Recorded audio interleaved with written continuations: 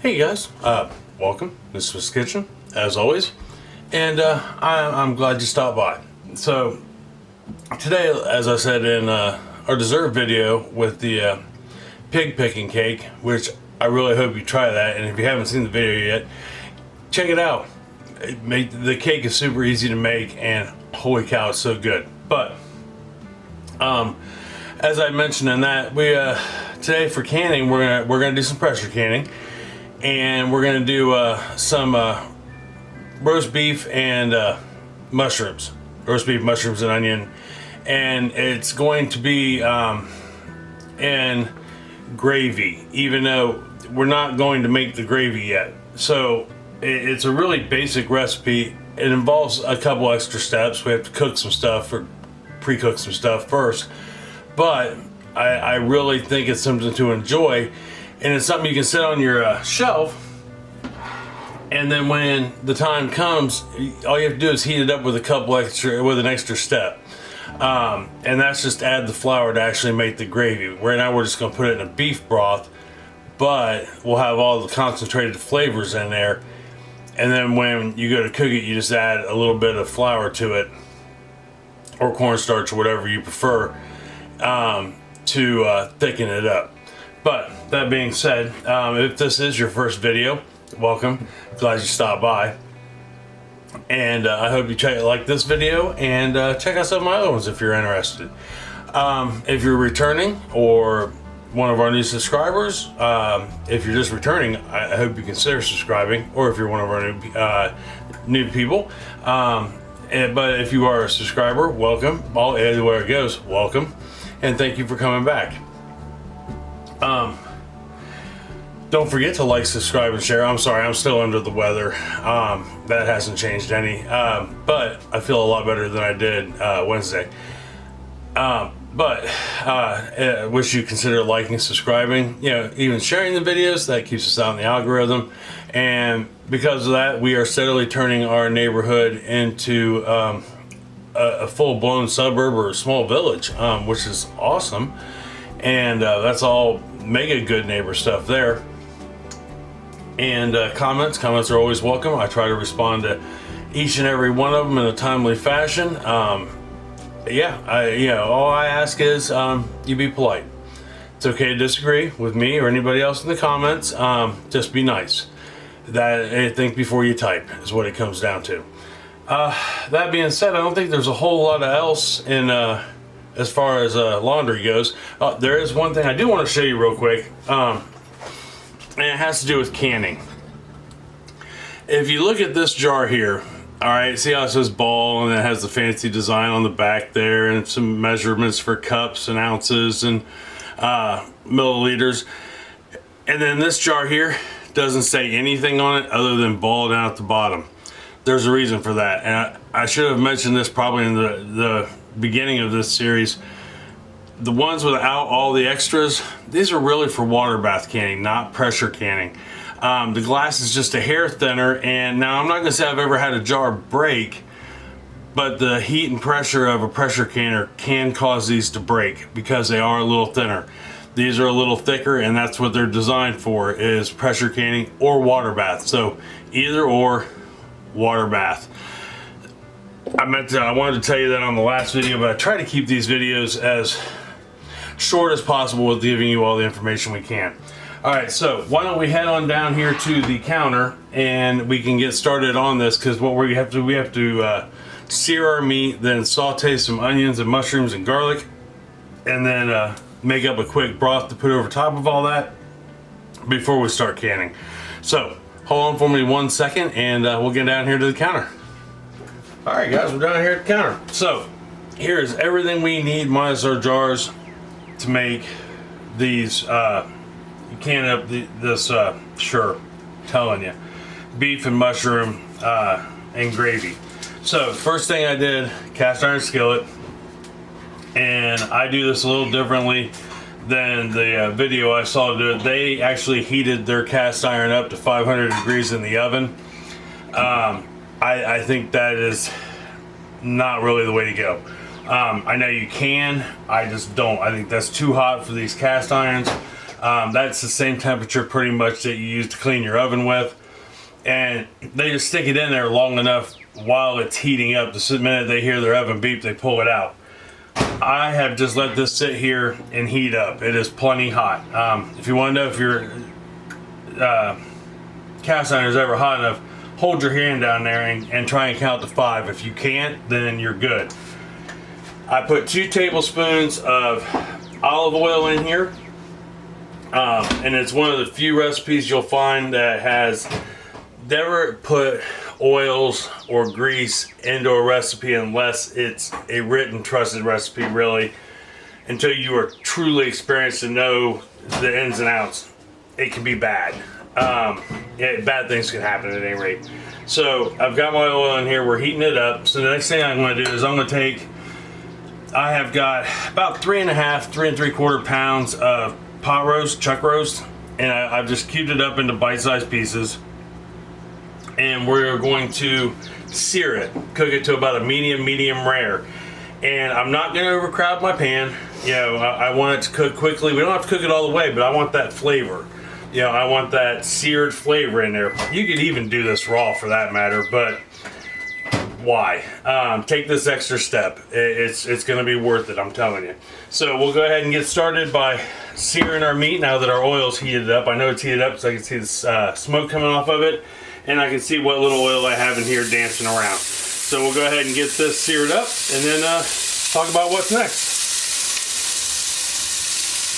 Okay, so I went ahead, I got all our meats out of the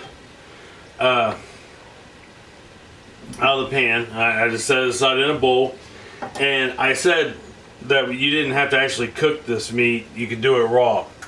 Unlike the hamburger where we had to cook it, if the meat hasn't been processed, it hasn't been turned into a ground product, it leaves enough room in the jars that the heat will evenly disperse all the way through. When you have ground meats, it's packed tightly and it may not hit that 240-degree mark in the center long enough.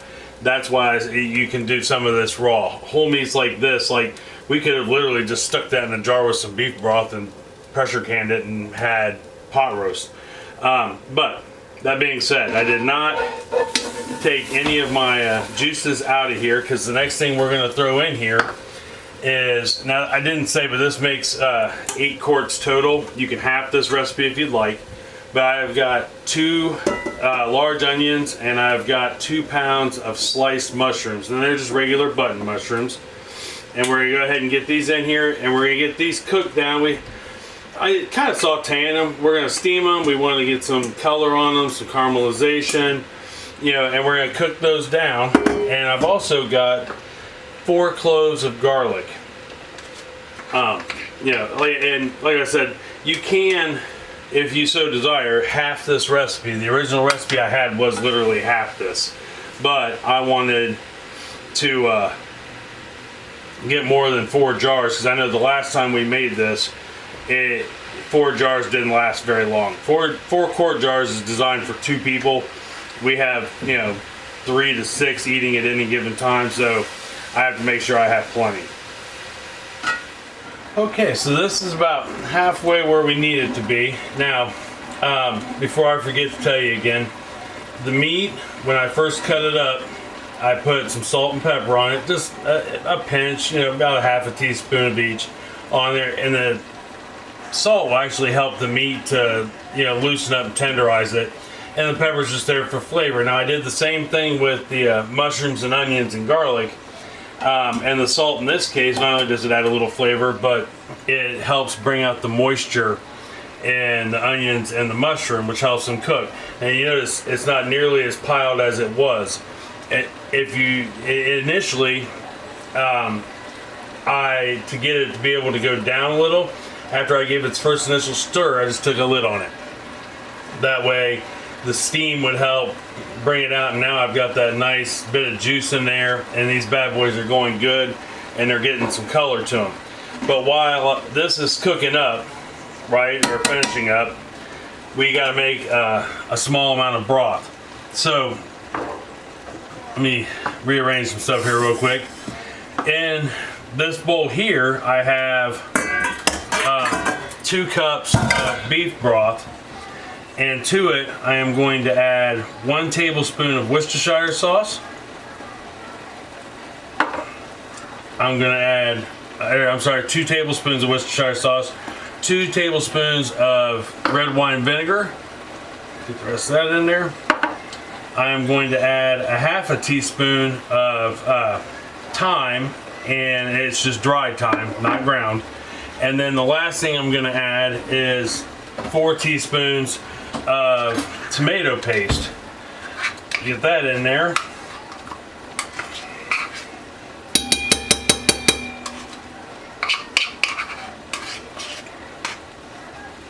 And then we are just going to whisk this together as soon as I get the rest of the tomato paste off the spoon, like such. And then we'll give this a good whisk.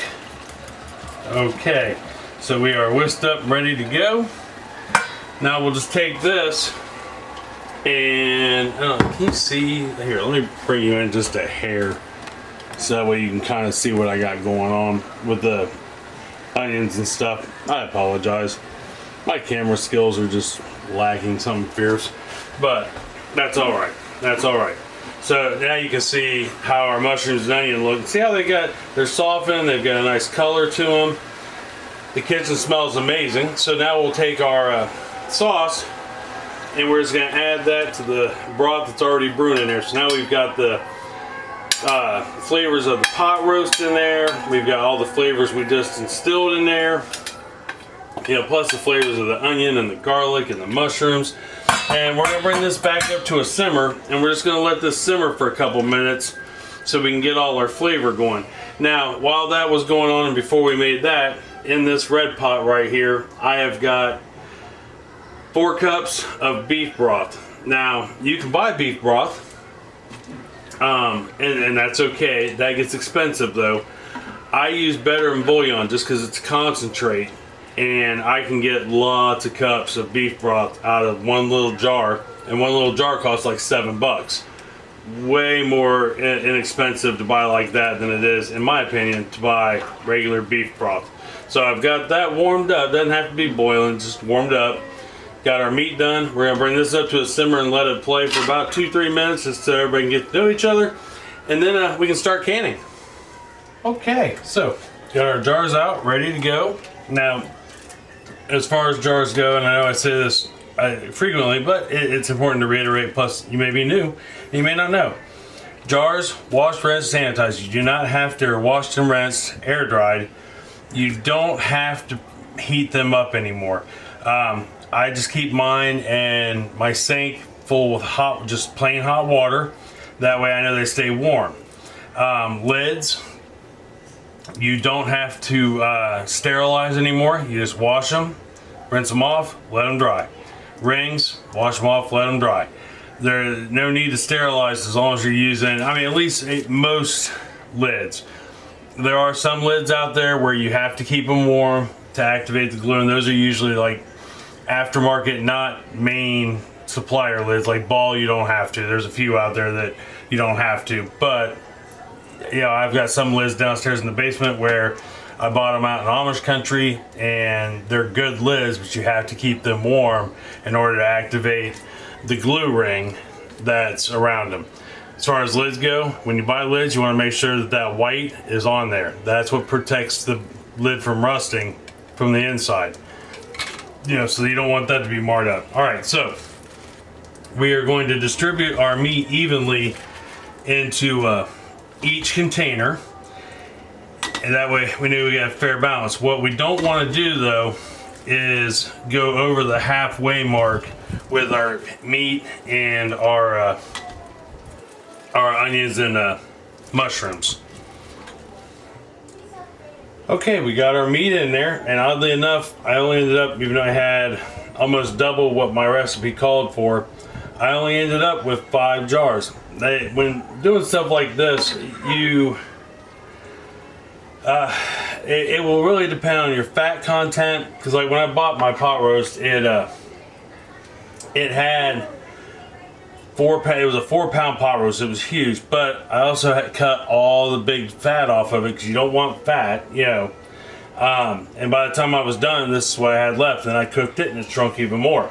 So in this case, we only got 5. That's all right. So now we're gonna just take and spoon in our mushroom and onions into each jar. Yeah, I am not hating on only getting 5. This is still a good meal. And a lot of times anymore with the kids being grown, even though they live here, they're not home a whole lot to eat. A lot of times Sarah's off with her boyfriend. Taylor and Brandon kind of do their own thing. Abby hit and miss on if she's going to even eat what we're making. So it really just varies. And worst case scenario, if you make this, you got, just a few jars of it and you like it, you can always make more. This is a good way to utilize like when you see manager specials on stuff in the store, because it doesn't necessarily have to be a pot roast. You could do this with any type of meat. Okay, so here we are. We've got our mushrooms and onions and garlic and all our stuff in there. Now, what I'm going to do, I'm actually going to take my beef broth that I've got here. I probably won't need most of it. But it's okay to overcompensate. You can always use broth down the road. And I'm going to pour it in with the drippings that we had in that pan. Which, that way you don't lose any of that flavor. That's important, or I could have just put the drippings in the sauce pot if I'd have had enough room. But what we're going to do now is we're going to take these drippings and we're going to fill our jars up to the 1-inch line. Yeah, we want 1 inch of headspace. And remember, 1 inch is this ring right here, right? So we don't want to go above that.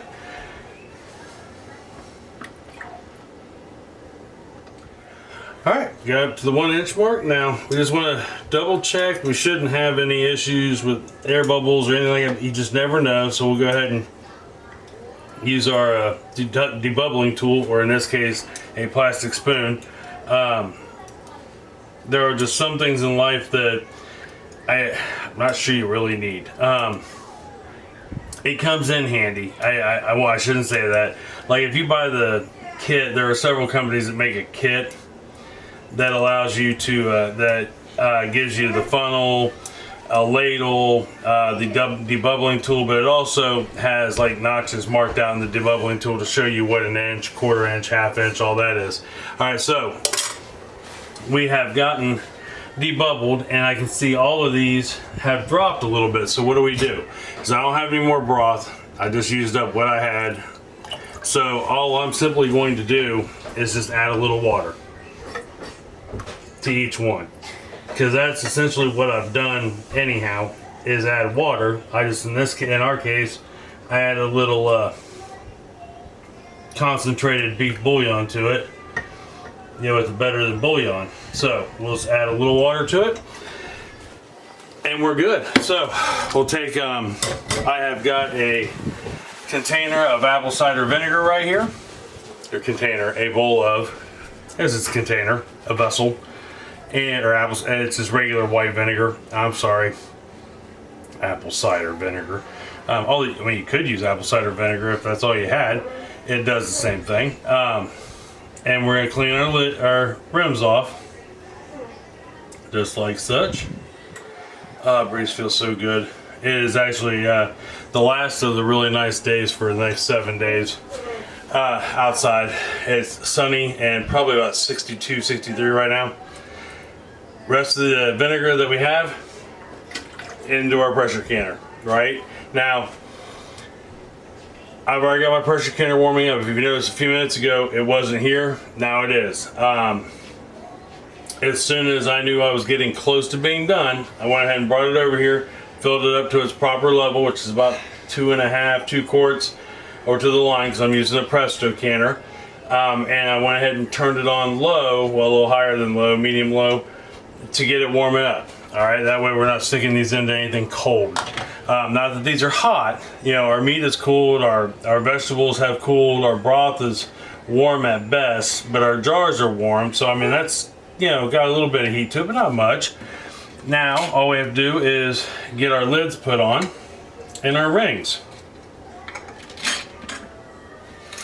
Okay, so when putting on rings, remember, take it down till it just stops, and then finger tight, tighten it down a little more.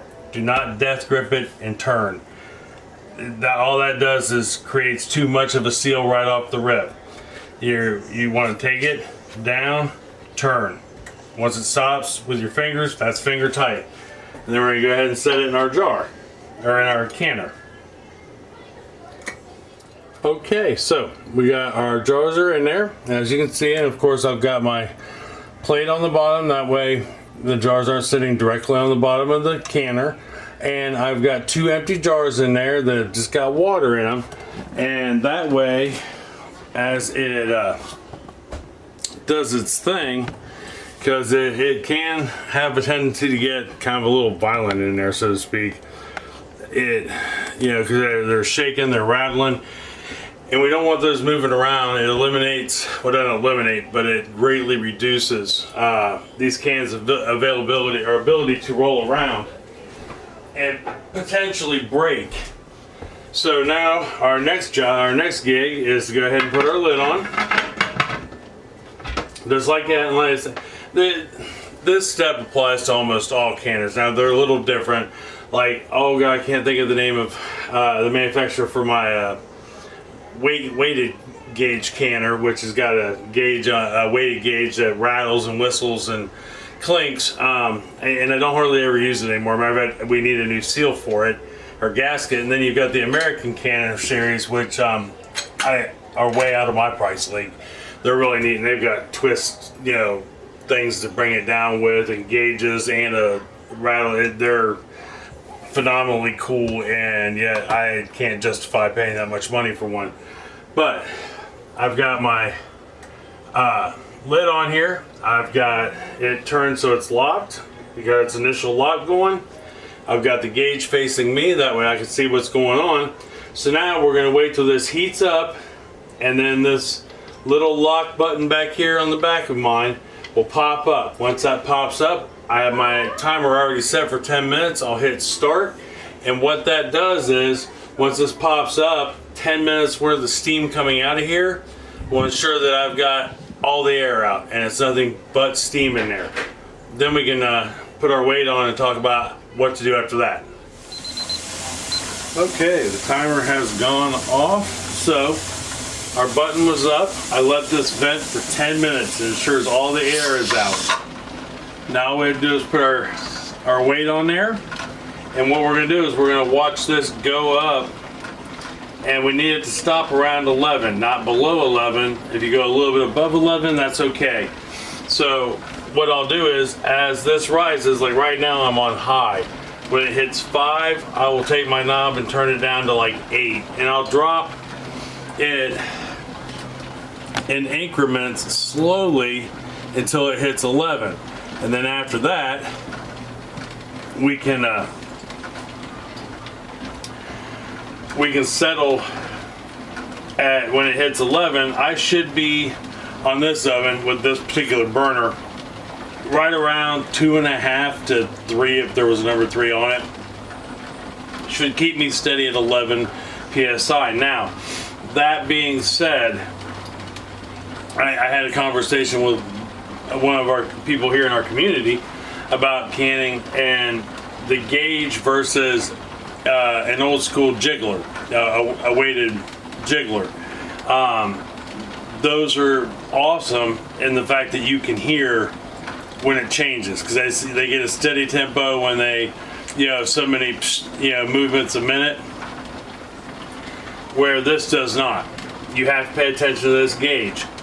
And as we found out with hamburger, I'm pretty sure I mentioned it, I have to go back and look at the video, but I was within 30 minutes of being done, and all of a sudden my pressure went up. I don't know what causes that. I just know it happens on occasion. It could be the amount of jars. It could just, it could be anything, I think.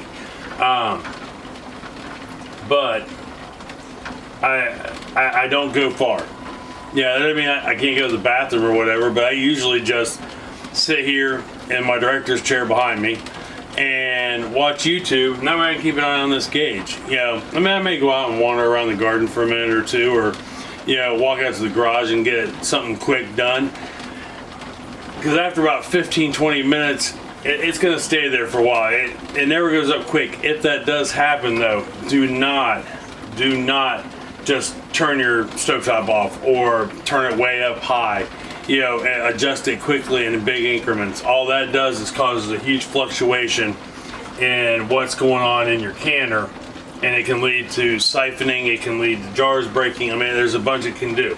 But now I'm at 5, so I turned it down a little bit, and I'll just continue that process till I hit 11. Once I hit 11 quart jars, 90 minutes. Been processed for an hour and a half, 90 minutes. So when that's done, I'll be back, and we'll talk about what we're doing next. All right, hold on for me 1 second.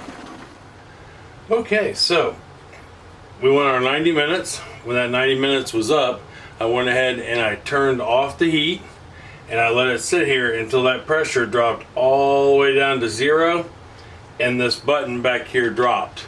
Right, it was sticking up, it dropped down. After that happened, I took the weight off. I set my timer for 15 minutes. The timer just went off, so now we should be able to take off the lid. And when you're taking off the lid, you want to take it off away from you. See that steam coming up? That is why you want to take it off away from you, just like I just did. That way you don't get burnt. And then you want to set your lid someplace where you know it's not gonna get beat up, because lids aren't cheap, and neither are those gauges at the top. So let's look in here real quick. I'm actually looking kind of pleased at this second, really, because we don't have any siphoning going on. We didn't have any siphoning going on. Oops, sorry about that. Got a quick shot of the ground, didn't you? But there we are. Still got that. Nothing in there. That tells me we didn't have any siphoning, and that makes me very happy. Oh. Get you back over here. Sorry about that. I don't know what caused that to... Seems like my world has been falling apart all day today. My vape, which I should quit, has decided that it doesn't really want to charge. My phone's about to die. My laptop is only about a quarter charged. I've been trying to charge it all day, but I've been busy on my laptop. I really need a desktop computer. Or a second laptop, but I'd rather just have a desktop. So, anyhow, enough of my little pity party rant. Next thing we're going to do, we're going to pull these out,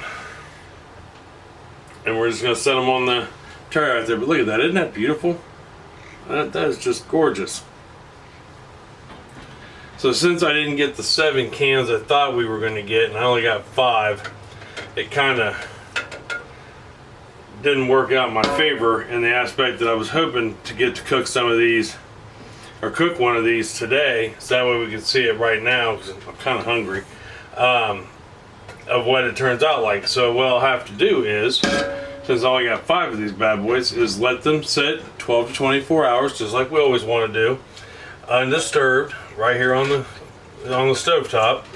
And then when that happens, we'll do our usual routine. But first we gotta let these cool for 12 to 24 hours. So I'm gonna let these cool for 12 to 24 hours, and when I come back, we will talk about what to do with them before we put them away, and maybe we'll pop one open and give her a try. So I'll see you here in just 1 second. Okay, so we've been 24 hours and all our jars are cooled. Let's hop on down here where you can see things. We can get some stuff started here. There is that. All right, so when I got up this morning, first thing I did was I took the rings off, and we checked for is it sealed by lifting it up right by the lid. You should be able to hold it by the lid every time. If it pops, make sure you're not too far off the counter, or you have your hand underneath of it, so that way if it does pop off, it hits your hand and not the counter going everywhere, or floor. If that happens, put the lid back on it, put the ring back on it, stick it in your fridge. it's okay. It's not like it's actually been sitting at room temperature for 24 hours. It takes a very long time for these things to cool, and as long as you catch it within that 12 to 24 hour span, you'll be fine. But that being said, we're sealed, right? So all we had left to do is write down what it is: beef, mushroom, and onion. And we made it on March 14th, 2024. Then we stick it down in, well, in my case, downstairs in the grocery store. But you want to store it in a cool, dry place that does not get a whole lot of light. 68 to 72 is ideal. That's why it's down in our basement. If you don't have a basement, a cupboard, a cabinet, you know, something like that, something that's not near heat. So like, we wouldn't be putting it up here in this cabinet, you know, or even the one right here you can't see. That's because there's a light there, and it gets the heat from this light actually goes up into this cabinet. My peanut butter is always oily, and it only took me 2 years to figure out what was causing it to get hot up there. But cool, dry, as dark as possible place. You don't want to put it in direct sunlight out in 90-degree weather or 100-degree weather, and it should last you at least a year. But we are going to try this. So in order to make this lovely little treat, first thing we'll do is open up our mushroom, or our product. We're going to turn our stovetop on. I've got a small to medium saucepan. Remember, this only makes enough for two, and we did a really good job on the grease on this too. That's just a little bit of grease that was left out of all of that. That's awesome. And you can get rid of that, but I don't know why you'd want to. That's flavor. And what we're going to do is, first thing we're going to do is pour all the broth in that grease. We're going to leave as much of the product in the jar as possible. So we'll leave the onions, the mushroom, and the beef in there for right this second. We're going to get this. We want to heat up the broth first, and we want to thicken it. So to this, I am going to add 2 tablespoons of all-purpose flour. Oh, let me rinse that off real quick. Just drop my whisk. All right, there's that. So I've got my 2 tablespoons of all-purpose flour. I'm going to start whisking, and I'm just going to slowly put this in here, like such. And we are going to heat this up until it starts to thicken. Alright, so we've got this nice and it's thickening up. We're doing good. I can bring it over to you. It's not too horribly hot. I don't know if you can see it. Yeah, but there we are. You know, we're getting a nice thickness to it. It's going to continue to thicken, but what we want to do now is go ahead and take our meats and vegetables and go ahead and get them in the pot, so that way we can get those warmed back up. Now I already made some noodles. I'm putting this over Amish egg noodles, but you can put it over whatever you like, whether it be spaghetti noodles, you know, any kind of pasta, really, rice, whatever works for you. So what we're going to do is we're going to warm this up. I'll bring it back up to a simmer and let it simmer for a couple minutes, and then it's ready to serve. All right, we are nice and thick. That is nice and hot. Bring it up a little closer to you so you can see it. But there we are. I mean, we got our chunks of everything in there. There's onions, there's mushrooms, there's the meat, you know, and the broth, and then of course, and that meat is so tender from where we processed it that it just falls apart. It's absolutely ridiculous. So we'll go ahead. I got my bowl of noodles right here, and we'll go ahead and pour some over the top of it. Like I said, you can do this with rice, you know, whatever, you know, floats your boat, so to speak. Let's more of that sauce on there, that gravy on there. And of course you'll want to taste for salt and pepper. just to make sure you got plenty of it. And there's enough in here, really, realistically, for about 3 or 4 bowls. So this is one quart is ideal for 2, maybe 3 people if you're, you know, really looking to, yeah, if you're not heavy eaters, because I mean this wouldn't idealistically be the only thing you would have with this, I would assume. You know, I would at least have some bread or a grilled sandwich of some kind, you know, to go with this.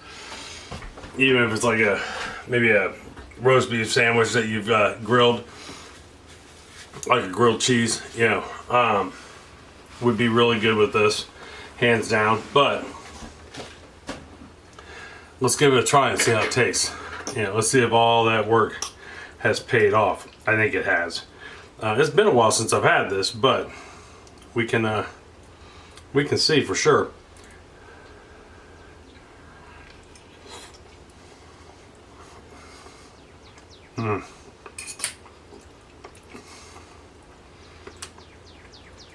That, my friends, is worth it.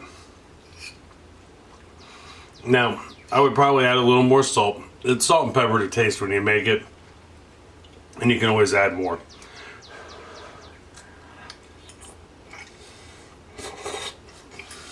Sorry.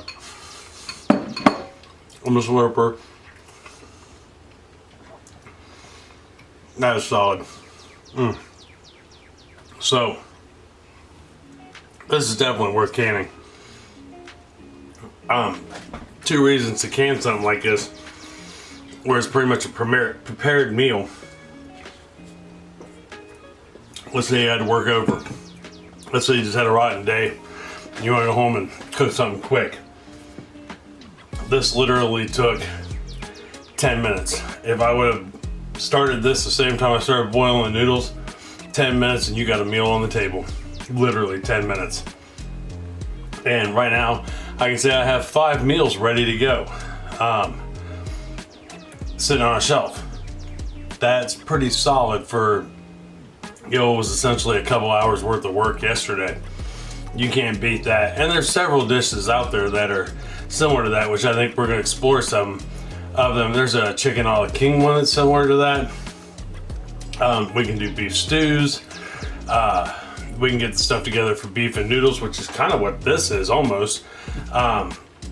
You know, there's just a million and one different recipes like that. So we're going to explore some of those, you know, along with, I really want to do some pie fillings. I think those would be good. I have an apple pie filling. I think I even have a video for it also. But like, I'd like to do a cherry pie filling, blueberry, blackberry, raspberry. Things that, you know, a mixed berry, why not? All the same. One last thing real quick. Check that out. Okay, so you're just saying, well, yeah, it's a cookie. It's a snickerdoodle, as a matter of fact, one of America's favorite cookies. But this, incredibly soft, right? No snap at all, which is awesome. I love cookies like that. But it's gluten-free. And it's the first gluten-free cookie I've ever made. Well, batch of. And that was part of the first round in the oven. So, something I was playing around with. I have some gluten-free flour. I have a customer who, 2-3 times a year, she gets a gluten-free cherry pie, and I buy a bag of gluten-free flour, and I don't ever do anything with it. It usually ends up going bad, and I pitch it. But I started playing with. I wanted to see what cookies would taste like. You know, I want to see what cakes taste like. Because I always just made a pie with it, pie crust with it. And so far, so good. I actually have already had one, and it was quite delicious. But anyhow, next week, no idea for dinner, dessert, or canning for that matter. But we will be doing something, hands down. And I guarantee you that the dinner will be filling and delicious. Well, at least I hope it's delicious. The dessert will probably be, you know, not healthy for us at all. I'm hoping equally delicious. And I don't know what we're going to can yet. We may do up another set of meals. I gotta get some meals on the shelf anyhow, so why not? Although I think it's going to involve chicken of some sort. We may do the chicken a la king. There's also a chicken almondine. I want to say a pork Milano one. There's a few out there I want to do. Like I said, I gotta get meals on the shelves. And these would be good if you go camping in the summertime. Awesome. You literally just need a pot and a flame. You know, and you don't have to haul the kitchen with you, right? So, but we'll see. But until then, I love you. I love you very much. And I mean that. I truly mean that from the bottom of my heart. Tell somebody else you love them, that you love them very much. It's gonna make them feel a whole lot better. It's gonna make them smile, you know, and you're gonna feel better knowing that you made somebody smile and made their day a little better, hands down. You make them up some of this chicken or this beef and mushrooms and gravy, guaranteed they're gonna smile. It's gonna lead to conversation.